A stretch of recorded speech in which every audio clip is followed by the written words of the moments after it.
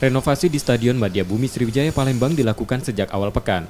Renovasi sebagai persiapan menyambut penyelenggaraan Piala Dunia U20 pada Mei 2021 mendatang. Perbaikan dilakukan pada penggantian rumput, fasilitas tribun, hingga landscape luar stadion. Hanya mengupdate kondisi Stadion Bumi Sriwijaya ini menjadi seperti baru kembali gitu, seperti baru.